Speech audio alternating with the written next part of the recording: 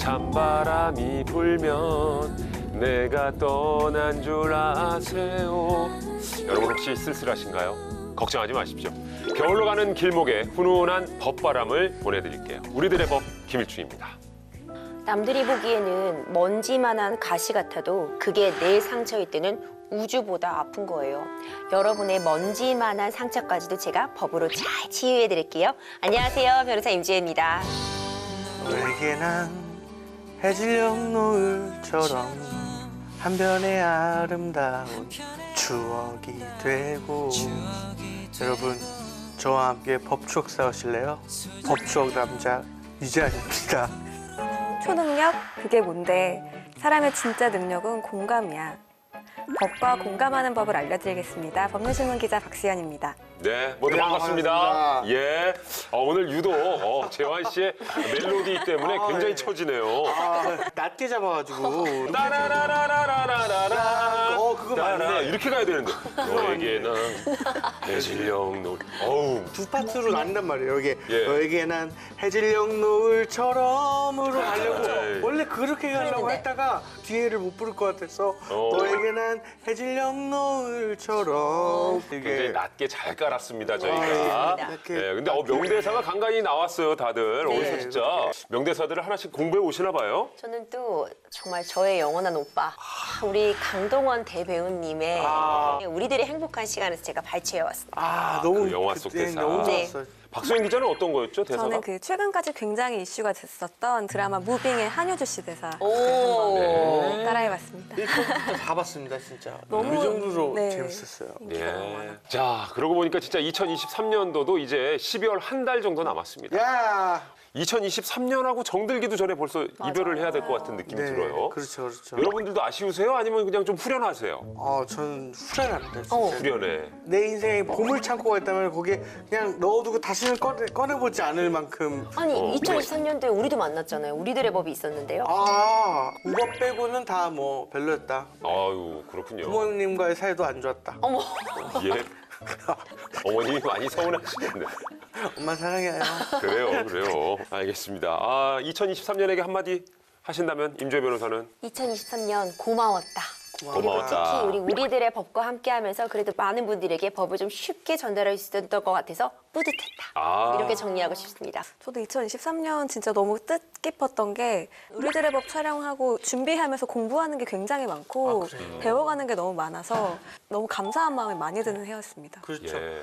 자, 아마도 뭐 대부분의 분들이 이제 남은 2023년을 정말 아깝지 않게 더욱더 소중하게 보내기 위해서 힘쓰실 것 같은데요. 자, 오늘도 그런 분들을 위해 법적으로 도움을 드리도록 하겠습니다. 자, 11월의 마지막 주 우리들의 법 출발합니다.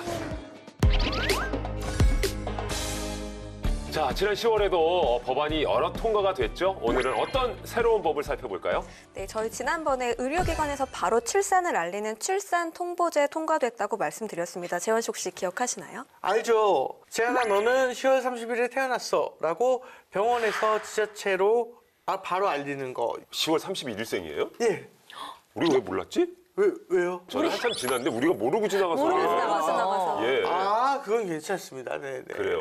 생일도 같이 묻은 거예요? 그 창고에? 창고에 우리 2023년만 안 뜨게. 아유, 내년에 그래요. 파티 같이 해야겠네요. 내년에. 알겠습니다. 아니, 재환 씨가 말씀해 주신 대로 이 출생 통보제 네. 한마디로 유령 아동을 막는 아주 의미 있는 법이었는데 이번에 또 관련 법이 또 통과가 된 건가요? 네, 같은 취지의 법안이 통과가 됐습니다. 바로 익명의 출산을 가능하도록 하는 보호출산제 법안, 위기 임신 및 보호출산 지원과 아동 보호에 관한 특별법이 지난 10월 국회 문턱을 넘었습니다.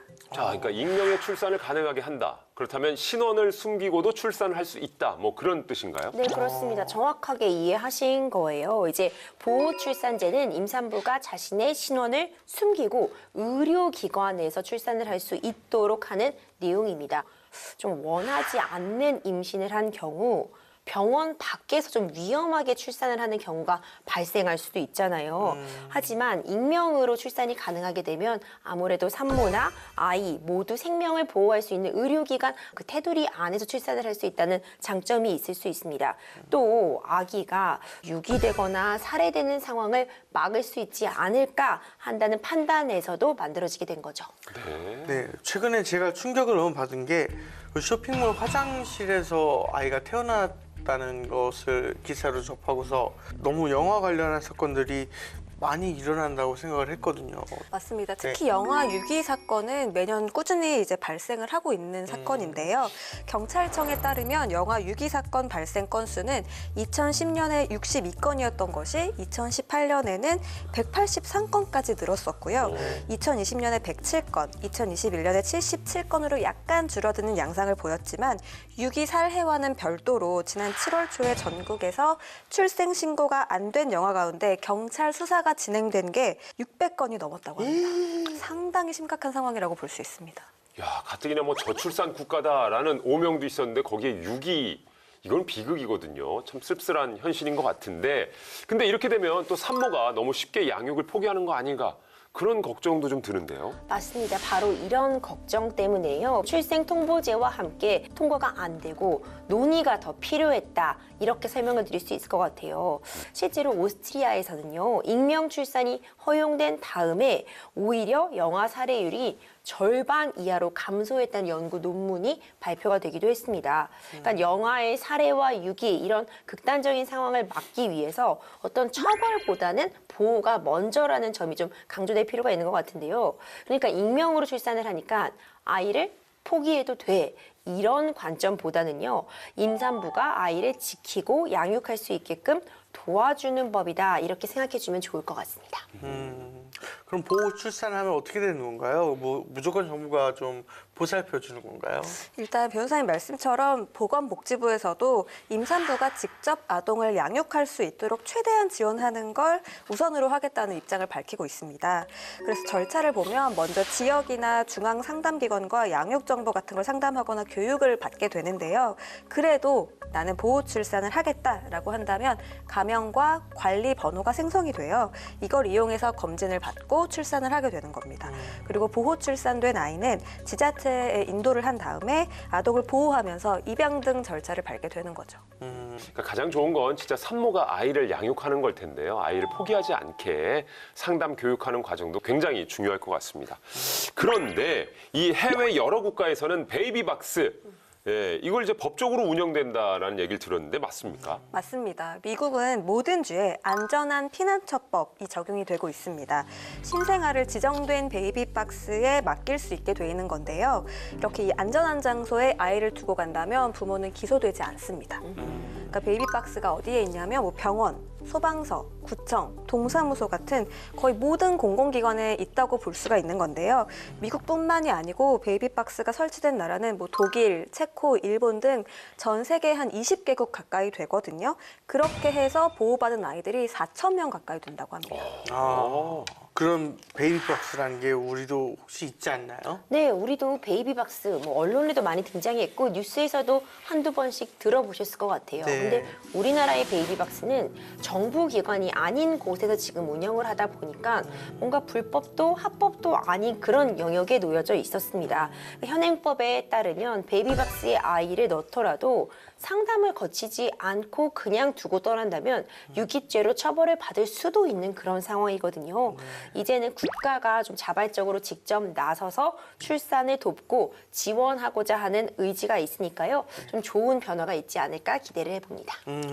그렇군요. 근데 이 베이비박스 하니까 생각나는 영화가 한 편 있습니다. 어떤 영화죠? 바로 브로커라는 네, 영화입니다.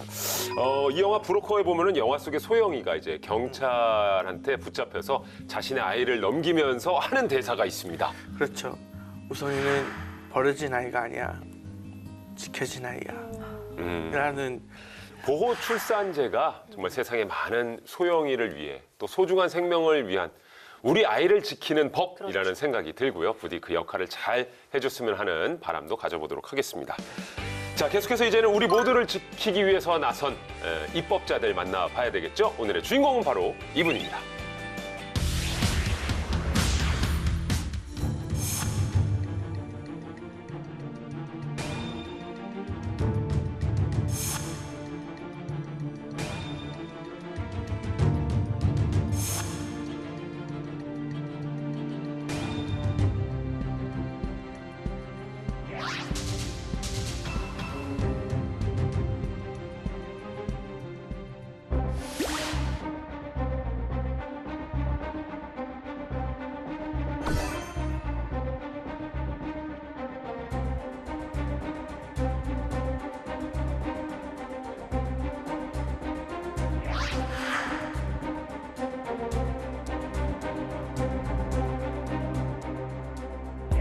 드디어를 탈취당한 중소기업이 대기업을 상대로 소송을 했다가 90%가 패소를 합니다. 부정 경쟁 행위자에게 2천만 원 이하의 과태료를 부과하는 근거를 우리나라는 이 특허 데이터를 관리하고 활용할 수 있는 법적 근거가 미비한 상황입니다. 그래서 이 데이터를 잘 관리를 하면 중요한 기술의 해외 유출을 방지하는데 아주 유익하게 활용할 수가 있습니다.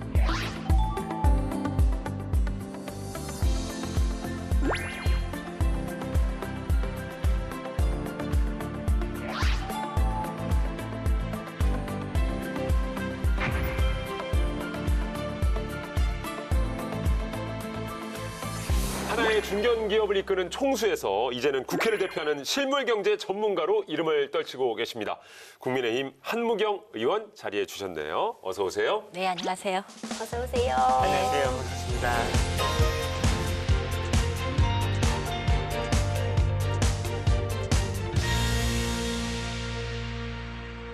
예, 의원님 반갑습니다. 특히나 올해 국회 방송에서 얼굴을 많이 뵙는 것 같아요. 그렇죠? 예, 예.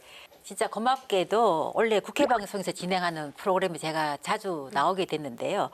근데 제가 가장 출연하고 싶었던 방송이 바로 오늘 하는 우리들의 법입니다. 근데 오늘 드디어 출연하게 돼서 굉장히 큰 영광입니다. 특별히 이렇게 출연하고 싶으신 이유가 있으셨을까요? 제가 너무 아무래도- 깊게 들어갔나요? 예, 국회가 법을 만드는 곳이지 그렇죠. 않습니까? 근데 실제로 어떤 법이 어떤 이유로 해서 만들어지는지 굉장히 홍보가 안 돼 있어요. 근데 네. 우리들이 법이 유일하게 어떤 법이 무슨 이유로 만들어졌는가에 대해서 이렇게 설명하는 자리라서 저는 큰 기대를 가지고 왔습니다. 감사합니다. 오늘 저희도 큰 기대감을 안고 이제 발의한 내용 청해 들어볼 텐데요. 자, 지금 이제 11월 말 12월 초니까 정기국회 100일로 치면 이제 정식 일정은 거의 다 돼가고 있는 시점이고요. 하지만 뭐 이제 12월까지도 법안 처리에 뭐 하실 일도 정말 많으실 것 같습니다. 요즘 가장 바쁘고 중요한 일은 우리 의원님께는 어떤 일일까요? 이제 예산 시즌이 왔습니다. 근데 비례대표는 지역구가 전국구예요. 네. 그러다 보니까 전국에 있는 다양한 곳에서 예산에 관해서 문의가 많이 오고요. 그리고 다양한 직능 단체에서도 필요한 예산에 대해서 이렇게 문의가 많이 오고 있기 때문에 이거에 대한 어떤 준비를 지금 하고 있습니다. 사실 또 의원님 제법 조금 시간이 지나긴 했는데 올해 또 상을 수상하신 게 있지 않습니까? 그 법률 소비자 연맹의 대한민국 헌정 대상을 수상을 하셨는데 개인적으로도 의미가 조금 크실 것 같습니다. 어떠세요? 그렇죠. 이렇게 상은 많이 받으면 받을수록 좋은 것 같고요. 또 축하도 그럼요. 많이 해주면 네, 해줄수록 좋죠, 좋죠. 예, 좋은 것 같은데요. 이제 기업을 경영하다 보니까 현실적으로 이제 딱 맞닥뜨리는 게 규제입니다. 그래서 저는 개인적으로 이렇게 규제를 만들기보다는 인센티브를 통해서 기업이 자유롭게 경제 활동을 하게 함으로써 국가 경제의 성장으로도 이어지는 선순환 구조가 되어야 된다고 저는 생각을 하고 있습니다. 그래서 혹시 우리 여기 계신 분들에게 제가 한 가지 질문하겠는데요. 중소기업에 대한 대표적인 명칭을 혹시 알고 계시나요? 야, 중소기업의 대표적인 명칭. 보통 그러면 아무래도 든든한 허리, 그렇죠? 아니 뭐 사다리 역할, 뭐 중추적인 역할, 뭐 이런 표현들을 좀 많이 쓸 것 같은데. 예, 보통 우리가 중소기업을 일컫는 명칭으로 9980을 많이 이야기하고 있습니다. 9980 이요? 예. 그게 이제 무슨 말이냐면 우리나라 전체 기업의 99%가 중소기업이고 또 중소기업의 전체 근로자의 80%가 중소기업에서 고용하고 있다는 그런 의미로 99%의 중소기업이 잘 성장한다면 80%의 근로자가 정말 행복해지지 않겠나라는 그런 생각을 항상 하고 있습니다. 예. 의원님께서 이렇게 중소기업, 우리나라의 기업 문화를 정착하기 위해서 많은 일들을 해오시고 계시는데 입법 활동들도 이런 부분에 초점을 많이 맞추셨던 것 같아요. 그중에서도 특히 기억에 남는 그런 입법들 소개 좀 부탁드릴게요. 첫째 하나는 납품대금 연동제를 법제화한 대중소기업 상생협력 촉진에 관한 법률이고요.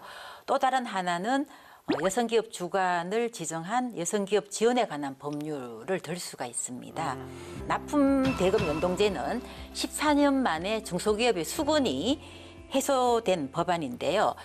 간단하게 말하면 원자재 가격이 10% 이내에 변동이 있다면 그 변동분을 납품 대금에 반영해주는 것을 법률로 지정한 법안입니다.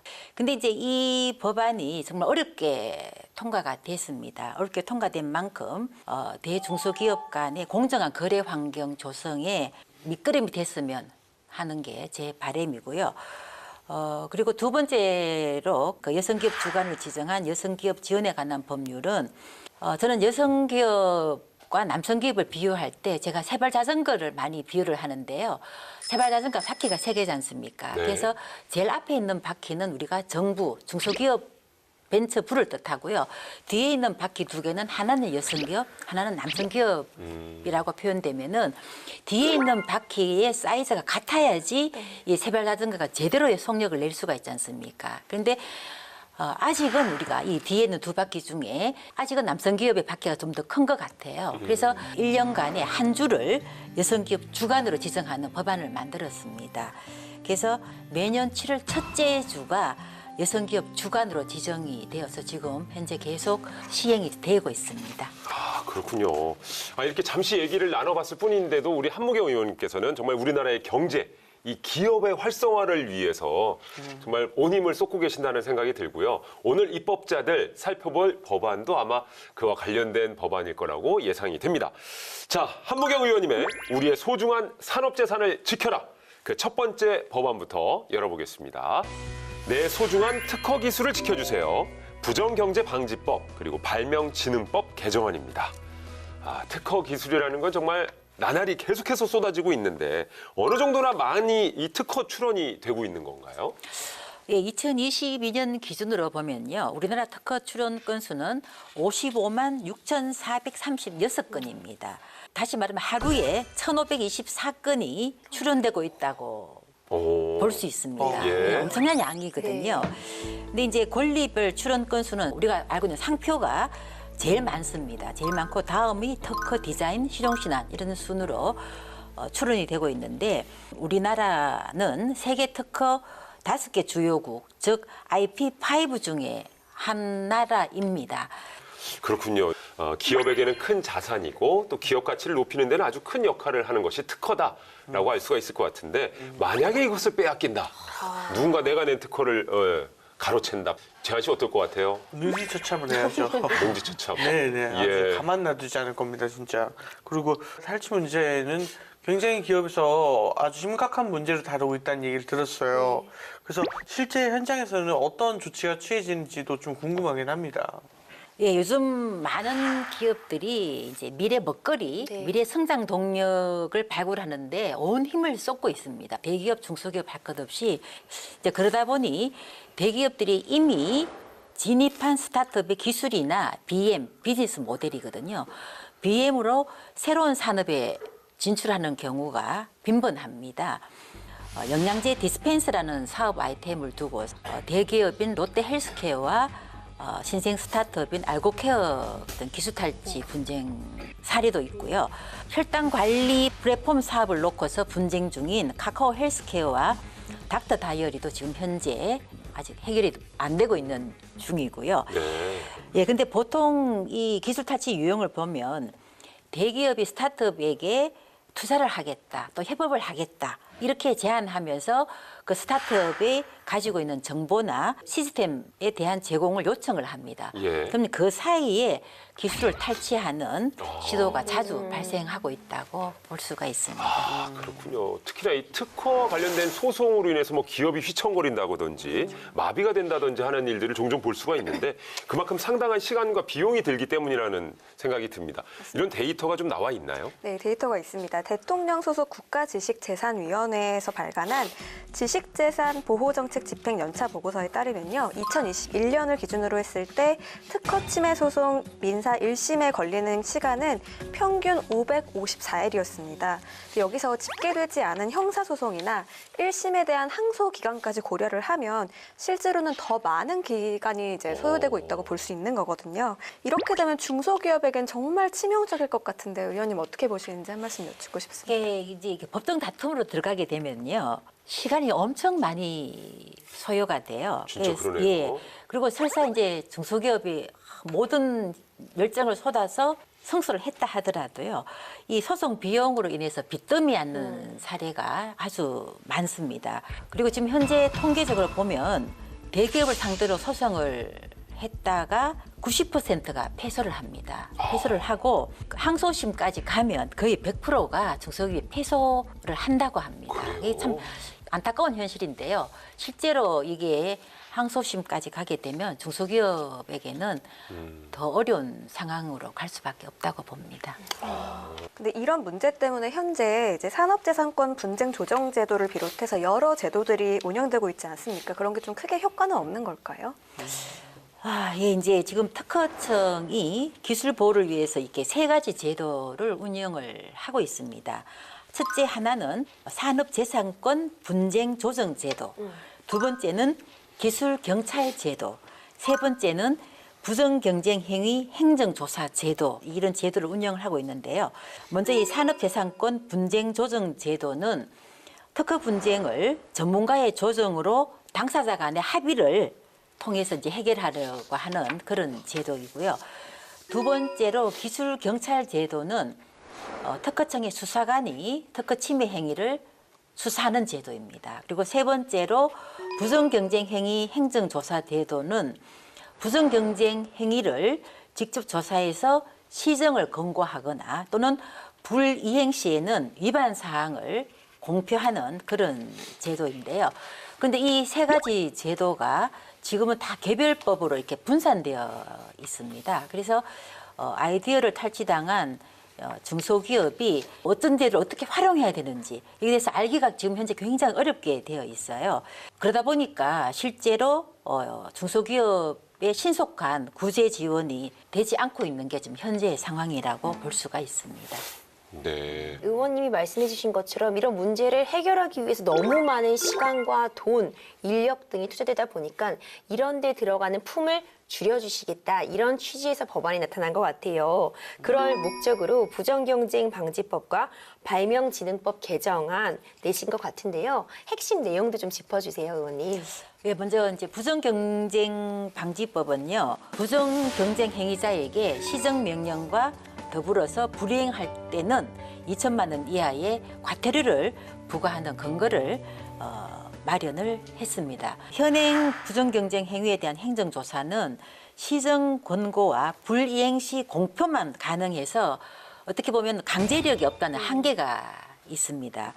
그리고 이제 발명진흥법은 산업재산분쟁종합지원센터를 통해서 원스톱 분쟁 해결 체계를 구축하려고 하는 것이 목적입니다. 그렇군요. 이게 제도 컨트롤 타워를 만들자는 말씀이신 것 같은데 확실히 그렇게 되면 굉장히 시간도 효율적으로 또 해결도 빨리 될 것 같은데요. 맞습니다. 어떤 강제력이 없으면 이런 부분이 사실 끝까지 이행되기가 어려운 부분이 있거든요. 그리고 의원님, 법안을 보니까요, 분쟁 조정위에 상임위원을 두자는 내용도 담으셨더라고요. 아무래도 좀 기술 부분이나 특허 부분에 있어서 전문성을 갖춘 인력들을 대거 투입하자, 이런 취지실까요?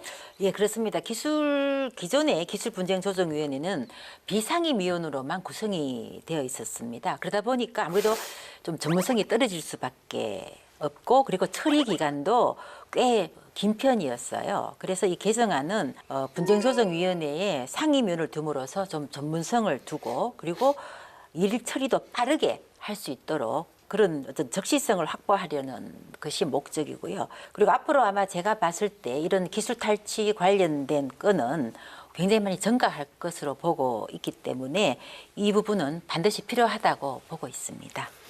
자, 그러니까 결국 뭐 산업재산권 분쟁 종합지원센터를 만들자, 분쟁 조정위에 상임위원을 두자라는 이제 요약이 될 것 같은데, 통과가 된다면 어떤 효과를 기대해 볼 수 있을까요? 만약에 이제 피해를 입은 기업이 있다면요, 피해를 입은 기업이 한 번 신청하면 적절한 분쟁 방법을 다 지원을 해줍니다, 원스톱으로. 그리고 또 다른 제도가 있다면 다른 제도와 연계되도록 해주기 때문에 중소기업 입장에서는 시간과 비용이 굉장히 절약이 되는 그런 장점이 있다고 봅니다. 예, 중소기업 9980. 예, 99%나 차지하는 줄 오늘 또 처음 배우게 됐는데, 그런 중소기업에게 정말 힘을 실어줄 수 있는 법안이 될 것 같고요. 자, 계속해서 한무경 의원님의 우리의 소중한 산업재산을 지켜라, 두 번째 법안입니다. 든든한 특허 데이터 컨트롤 타워가 필요해. 산업재산정보법 그리고 발명진흥법 개정안입니다. 이번에는 특허 데이터 컨트롤 타워입니다. 뭐 지금 이제 특히나 첨단 기술은 특허 데이터의 중요성이 날로 커지고 있다는 얘기를 들었는데요. 근데 우리나라는 이런 특허 데이터를 활용할 수 있는 법 제도가 현재는 없는 건가요? 예, 그렇습니다. 최근 글로벌 국가 간 기술 패권 경쟁이 더욱 심화되고 있지 않습니까? 그러다 보니 국내의 기술이 해외 유출 사례도 아주 빈번하게 발생이 되고 있는 상황이고요. 특히 전 세계 특허 출원 건수가 매년 300만여 건에 이르고 이 과정에서 생성되거나 수집된 데이터는 무려 5억 3천만 건입니다. 5억 3천만 건이요? 어마어마하죠. 어떻게 보면. 예. 그래서 이제 이 데이터는 최신 특허 기술이나 발명자의 정보가 다 담겨 있어요. 그래서 이 데이터를 잘 관리를 하면 중요한 기술의 해외 유출을 방지하는데 유익하게 활용할 수가 있습니다. 근데 아직 우리나라는 이 특허 데이터를 관리하고 활용할 수 있는 법적 근거가 미비한 상황입니다. 그래서 두 가지 법안을 내시게 된 것 같은데 먼저 발명진흥법 보니까요. 기존 법에서 삭제를 해야 되는 내용이 굉장히 많네요, 의원님. 왜 이렇게 된 건가요? 네, 현재 산업재산정보에 관련한 내용은 발명진흥법에 규정이 돼 있어요. 그런데 이제 이 법에는 산업재산정보의 활용에 대한 근거는 없습니다. 그러다 보니 기술 유출 방지나 보호를 하는데 아주 한계가 있어요. 그래서 만들어진 법이 이번에 제가 발의한 법인데요. 산업재산정보 활용 촉진법이고요. 이 법에 기존의 발명진흥법에 있던 산업재산정보와 관련한 조항들이 모두 이관을 했습니다. 그래서 이제 발명진흥법 그리고 산업재산정보활용촉진법 같이 동행해야 할 법안으로 봐야 되는 거군요. 예, 예. 내용들이 제법 좀 많을 것 같은데 법안 내용을 정리해 주신다면요? 특허 데이터에 대한 정의가 일단 먼저 들어가고요. 그리고 공개된 산업재산 정보는 수집과 가공을 통해서 이용할 수 있도록 그렇게 구성이 되어 있습니다. 그리고 이미 특허 공보에는 발명자의 성명이나 주소 그리고 특허 출원 연원일 등의 정보가 담겨져 있습니다. 그래서 산업재산정보활용촉진법은 이런 정보를 가공, 활용할 수 있도록 했다고 이야기를 할 수가 있고요. 그리고 또한 국가 안보나 국민 경제에 중요한 영향을 미치는 신기술인 경우에는 그 기술의 보호를 위해서 관련 정보를 국가행정기관에 제공할 수 있도록 근거를 또한 마련을 했습니다. 특히 현재 출원단 특허는 1년 6개월 이후에야 공개가 되는데요. 지금까지는 그 기간 동안에 국가행정기관에서도 자료를 제공할 수가 없었습니다. 그래서 이 법을 통해서 미공개 기간일지라도 국가행정기관에는 자료를 제공할 수 있게 만들어놨다고 볼 수가 있습니다. 특허 데이터를 볼 수는 있는데 활용할 근거는 없다. 뭐 이런 말씀이신 것 같은데 박 기자님, 해외에서는 어떻게 이게 운영이 되고 있습니까? 이게 미국이랑 유럽 특허청의 경우에는 수석 이코노미스트를 두고 산업 특허 빅데이터를 분석을 해서 신산업 경쟁력을 진단하고 기술 발전 방향과 시장을 전망을 하고 있습니다. 또 중국의 경우에도 특허 빅데이터를 종합 분석해서 지식재산 정책, 산업 계획 이런 거에 대한 방향을 제시하는 특허 지침을 국가 표준으로 지정을 했습니다. 그러니까 이거 잘 활용하면 아주 효과가 클 것 같은데요. 이 산업재산정보, 그죠? 현재 우리나라는 개인정보법이 굉장히 강하게 돼 있어요. 그래서 개인정보보호법으로 인해서 특허 데이터 관련 인력 DB 구축에 한계가 인 게 사실이고요.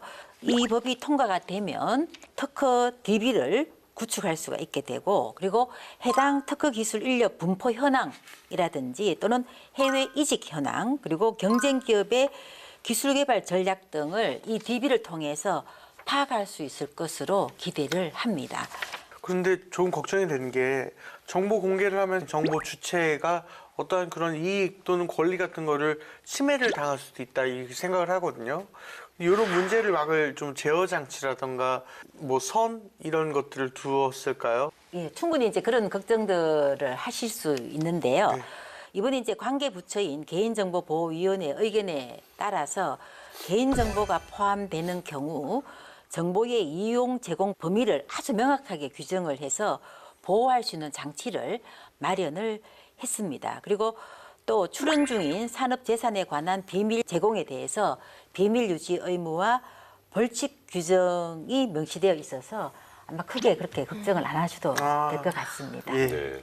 정말 이렇게 되면 이제 산업재산을 관리하는 관련 담당 기관의 역할이 굉장히 중요해질 거라는 생각도 들고, 그럼에도 이런 시스템이 잘 구축이 된다면 결국 중소기업에게는 희소식이 될 것 같다라는 생각이 듭니다. 아무래도 이제 특허청의 어깨가 더 무거워지겠죠. 이 법들을 만들어서 잘 수행한다는 게 이제 특허청에서 굉장히 어깨가 무거워지는데요. 최근에 이제 대기업과 이 스타트업 간의 기술 분쟁이 생각보다 굉장히 많이 발생을 하고 있습니다.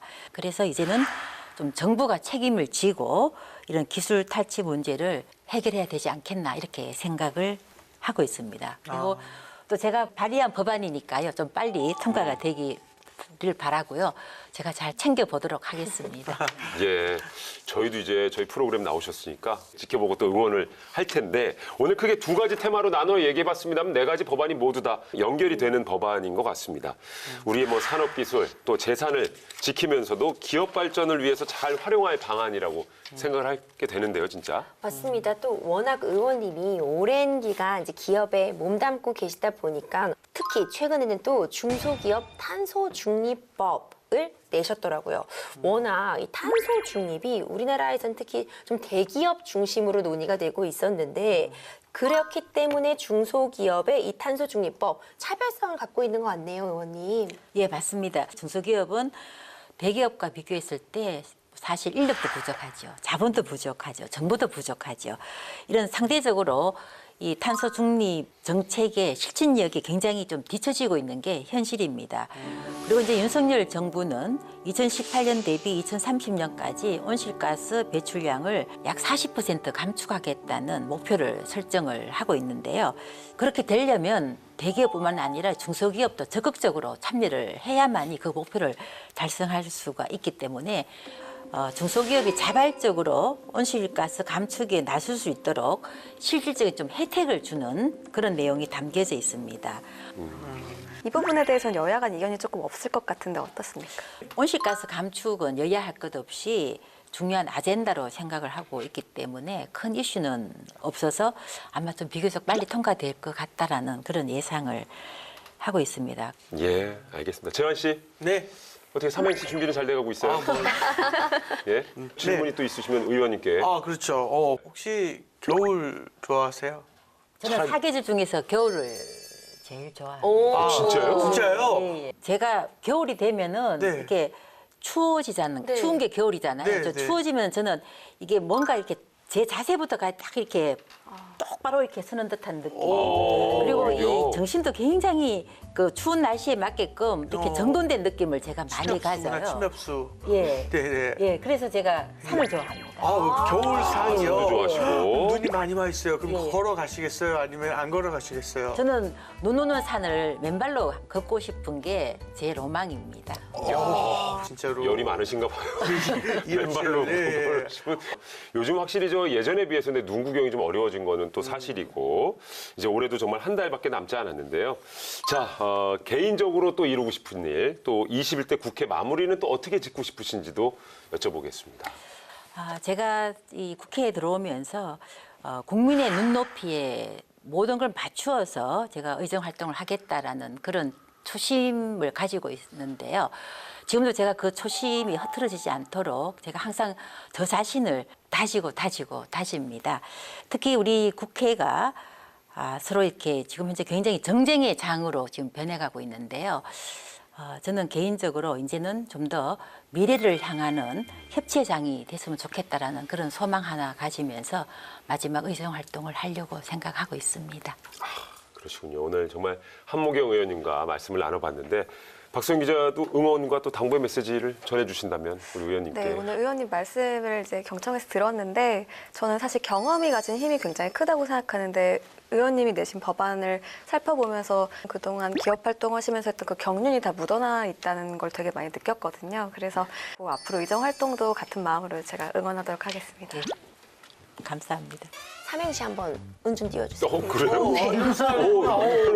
왜 여기서? 한, 한 기업의 경영인으로서 무, 무용담이 이 얼마나 많으시겠느냐마는 경청하는 국회의원으로 남아주셔서 정말 감사합니다.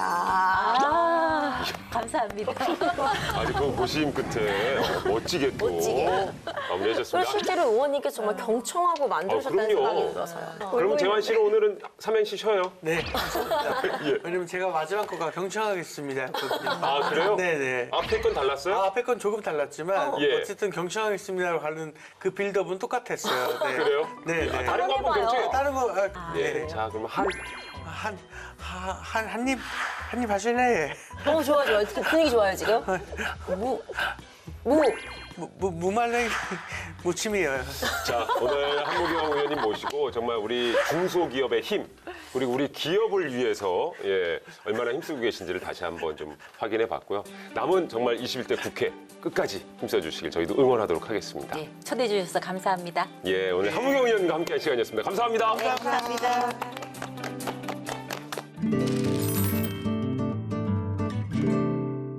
법을 몰랐다고요? 아니면 법을 잘못 알고 있었다고요?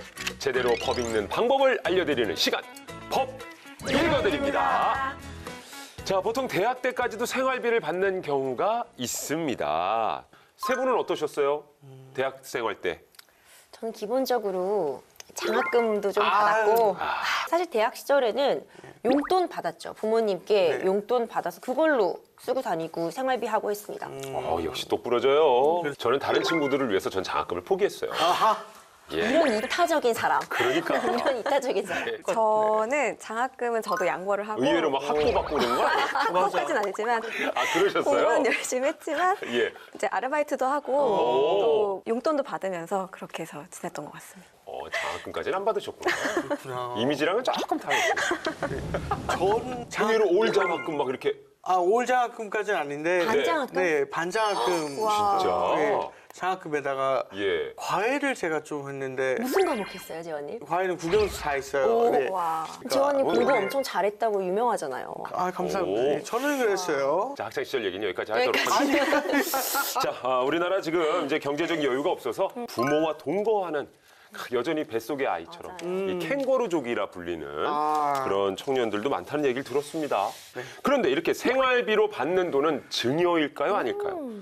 자, 오늘 법 읽어드립니다. 사연은 바로 이 생활비에 대한 이야기라고 하는데요. 사연 속으로 들어가 보시죠. 헤이 일중 렛츠고 파리 야. 팔이나 하는 소리 하고 앉아 있네. 에이, 안 돼. 나 오늘 아르바이트 해야 돼. 너는 유학까지 와서 웬 알바 렛츠고 파리 하자. 아, 진짜 왜 자꾸 팔이야? 너 나가. 집이 어려우니까 내가 벌어 써야지. 할머니 보냈어. 아이고 우리 강아지 어이구 유학 가서 힘들지. 그럼 할머니가 보냈지. 오늘도 공부 잘했고. 그럼 그랜마루 난 매일 스터디만 해. 넉넉히 보냈어. 아이고 우리 금쪽 같은 내 새끼 영어 는 것 좀 봐. 할미가 이번에는 10장 보냈어 10장. 부족하면 또 얘기해. 와우 10장씩이나. 와우 땡큐 so much. 사랑해요. 와, 넌 진짜 참 좋겠다. 그래 초등 영어 정도만 해도 칭찬받고. 부럽다. 할머니 안 돼요. 할머니 떠나면 안 돼요. 걱정 말어. 할머니께서 너한테 이미 재산을 남기셨잖니. 건물. 그랜마 완전 땡큐예요. 헬로 누구세요? 유엘 씨죠? 증여세 2억 8천만 원 고지차 연락드렸습니다. 예? 증여세가 2억 얼마라고라? 할머니께서 지난 4년간 3억 넘게 용돈 보내셨죠? 잘 쓰셨고요. 네, 잘 받고 잘 썼죠. 단순히 생활비로 쓴 건데요. 그 큰 돈을 단순 생활비로? 증여예요. 증여세 꼭 납부하세요. 아니 무슨 학비 용돈이 증여예요? 난 못 내요. 됐고 그럼 누나 빠빠이. 뚝. 야, 이렇게. 야, 유엘 씨가 이렇게 신나서 연기하는 거 처음 봤어요. 그러니까요. 신명나게 연기를 하시더라고요. 오늘 내 주인공이라 가지고 약간 감정이입을 제대로 하신 것 같은데 진짜 4년간 3억 넘게 이걸 생활비를 보내주셨단 말이죠. 네. 손자가 유학을 갔고 뭐 학비, 생활비 쪽으로 할머니께서 큰 돈을 보내주신 것 같습니다. 이게 실제로 있었던 일인 거죠? 그렇습니다. A씨는 지난 2011년부터 2014년까지 약 4년 동안 미국에서 유학 생활을 했는데요.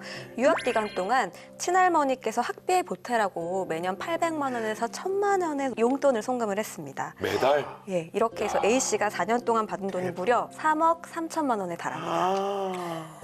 하지만 A씨는 이제 할머니가 돌아가시면서 이게 문제가 발생을 했거든요.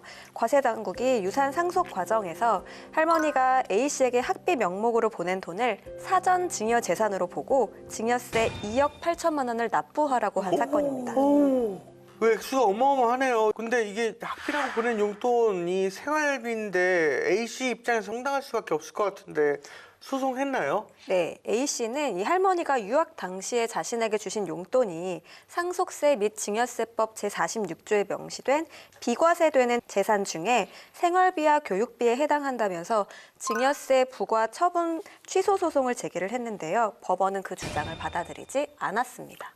이게 우리 MC님도 그렇고 저도 그렇고 대학 다닐 때 학비 같은 부분 부모님께 지원 분명히 받은 부분 있잖아요. 그렇죠. 생활비도 우리가 직접 직업을 갖고 돈을 벌기 전에는 부모님으로부터 지원을 받을 수밖에 없잖아요. 그렇죠. 그러니까 우리나라 법에서 보면은 상속세 및 증여세법에서 비과세되는 증여재산 조항에 생활비나 교육비가 포함이 되어 있습니다. 그러니까 생활비나 교육비로 부모님이 주시는 돈 같은 경우에는 증여세 같은 걸 내지 않는다는 그런 예외 조항이 마련되어 있는 거죠. 그런데 단서가 붙어 있습니다.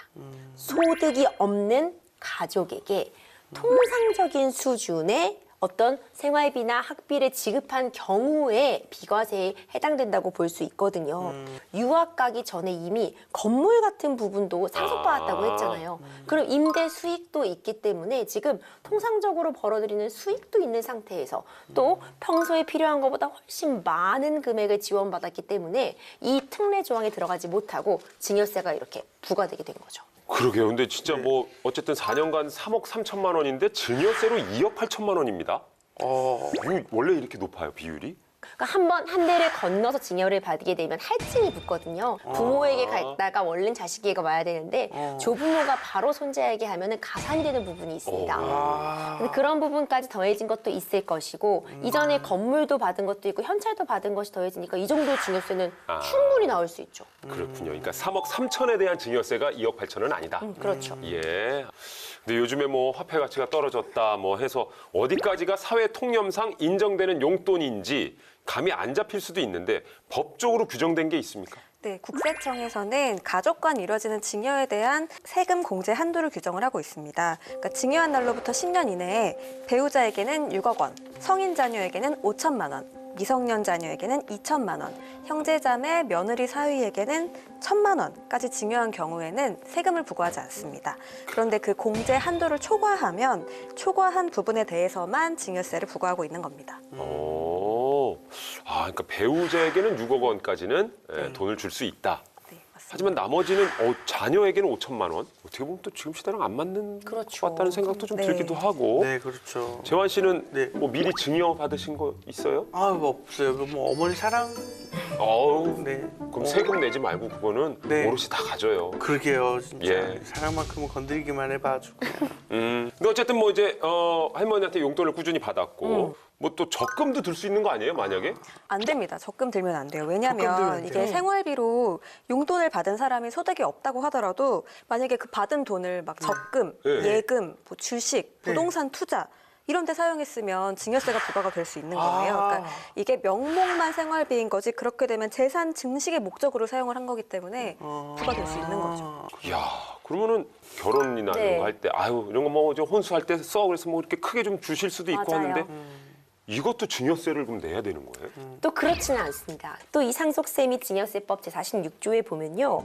그 사회통념상 인정이 되는 이제 부금품, 치료비, 피부양자의 생활비, 교육비, 그 밖에 유사한 것으로 대통령령으로 정하는 금액에 대해서는 증여세를 부과하지 않는다고 되어 있는데요. 여기에는 학자금, 장학금, 기념품, 축하금, 혼수용품 같은 것들이 포함이 되게 됩니다. 그리고 법원에서 이 사건에 또 주목한 점이 있는데 바로 조부모의 부양 의무입니다. 어허. 지금 손자였잖아요. 유엘 씨가 네. 손자였잖아요. 근데 네. 지금 할머니가 이렇게 무한한 사랑과 금전적인 지원을 해주시고 있는 네. 건데 이미 이 사건에서 본인도 어느 정도 경제적인 능력을 할 수 있었고 그리고 부모님도 계시는 상황이었잖아요. 그렇기 때문에 지금 이 상속세 및 증여세법에서 정하고 있는 부양 의무가 없는 조부모, 그러니까 할머니가 할아버지가 부담한 이 손자의 교육비나 그런 생활비는 증여세 부과 대상이라고 정하고 있습니다. 그렇기 때문에 법원은 할머니의 부양까지는 불필요하다 이렇게 본 것이죠. 오늘 사연이 굉장히 유익한 것 같습니다. 특히나 이 증여와 관련해서 아마 궁금하신 분들도 어르신분들 중에 많이 계실 것 같은데, 자, 한마디로 오늘 사건 요약하자면 재환 씨가 해주시죠. 할머니가 손주를 사랑해서 건넨 용돈도 증여가 될 수 있다. 아, 그래요? 네. 예. 그러니까 뭐 가끔 몇십만 원 정도 이렇게 용돈으로 주는 건 모르겠습니다만은 법에 규정된 이 통상적인 생활비보다 몇 배가 되는 돈을 보내도 또 그것을 받아서 재산 증식에 써도 안 된다. 자, 저희가 준비한 내용은 여기까지입니다. 다음 시간에도 여러분이 꼭 알아야 할 법과 함께 돌아오도록 하겠습니다. 힘차게 외치면서 마무리하겠습니다. 우리들의 법 함께해요.